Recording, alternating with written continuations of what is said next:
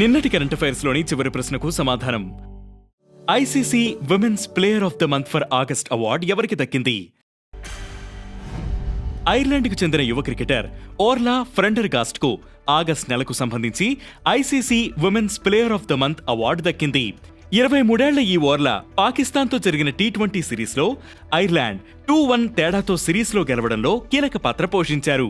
3 ఇన్నింగ్స్లో 144 పరుగులు చేసిన ఓర్లా 4 వికెట్లు తీశారు. పాక్పై విజయంతో ఆమెకు అంతర్జాతీయంగా గుర్తింపు వచ్చింది. ఇక మొదటిది, తొలి జాతీయ జియోథర్మల్ ఎనర్జీ పాలసీ ప్రారంభం.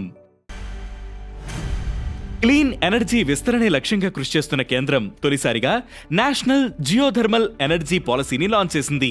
భూమిలో పుట్టే వేడిని ఆధారంగా చేసుకునే విద్యుత్ తయారు చేసే పద్ధతే ఈ జియోథర్మల్ ఎనర్జీ. ఈ పాలసీ ద్వారా జియోథర్మల్ ఎనర్జీ ఉత్పత్తిని ప్రోత్సహించేందుకు కేంద్రం కృషి చేయనుంది. ఇక రెండవది, నమో యాప్లో సేవా పర్వ్ 2025 ప్రారంభం. ప్రధాని నరేంద్ర మోదీ పుట్టినరోజు సందర్భంగా నిన్న నమో యాప్ సేవ పర్వ్ 2025 లాంచ్ చేసింది. 15 రోజుల పాటు సాగే ఈ వివిధ ప్రోగ్రామ్స్ లో సామాన్యులను కూడా భాగం చేయాలనేది దీని ఉద్దేశం. ఇందులో భాగంగా బ్లడ్ డొనేషన్, ట్రీ ప్లాంటేషన్ మొదలైన టాస్కులు ఉంటాయి. ఇక మూడవది, మహిళల వన్డే క్రికెట్లో స్మృతి మంతానా రికార్డ్. టీమిండియా మహిళల జట్టు ఓపెనర్ స్మృతి మంతానా వన్డే క్రికెట్లో రికార్డు నమోదు చేశారు. ఆస్ట్రేలియాపై అత్యంత వేగంగా శతకం సాధించిన తొలి బ్యాటర్గా నిలిచారు. ఆస్ట్రేలియాతో బుధవారం జరిగిన రెండో వన్డేలో ఆమె ఫీట్ సాధించారు. 77 బంతుల్లోనే సెంచరీ పూర్తి చేశారు.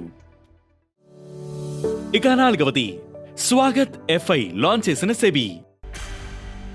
లాంగ్ టర్మ్ ఫారెన్ ఇన్వెస్ట్మెంట్ ఆకర్షించేందుకు సెబీ స్వాగత్ ఎఫ్ఐ పేరుతో డిజిటల్ ఫ్రేమ్వర్క్ లాంచ్ చేసింది. గత కొన్ని నెలలుగా ఎఫ్ఐల అమ్మకాలు పెరుగుతున్న నేపథ్యంలో ఈ లాంచ్ కు ప్రాధాన్యత ఏర్పడింది. కాగా జూలై నెల నుంచి ఇప్పటి వరకు 80,000 కోట్లకు పైగా ఎఫ్ఐలు వెనక్కి వెళ్లాయి. ఇక ఐదవది, పీఎం మిత్రకు మోదీ శంకుస్థాపన. మధ్యప్రదేశ్లోని ధార్ జిల్లాలో పర్యటన సందర్భంగా ప్రధాని మోదీ పీఎం మిత్ర స్కీమ్కు శ్రీకారం చుట్టారు. భారతీయ వస్త్ర పరిశ్రమను ప్రోత్సహించడంలో భాగంగా భారత ప్రభుత్వం దేశవ్యాప్తంగా 7 ఇంటిగ్రేటెడ్ టెక్స్టైల్ పార్క్స్ ఏర్పాటు చేయాలని నిర్ణయించింది. ఇందులో భాగంగానే దీనిని తొలి పార్కుకు శంకుస్థాపన చేశారు. ఇక ఈ రోజు కరెంట్ అఫైర్స్ క్వశ్చన్: ఏ దేశానికి అత్యధిక శాటిలైట్లు ఉన్నాయి? ఈ ప్రశ్నకు సమాధానం మీరే కామెంట్ చేయండి.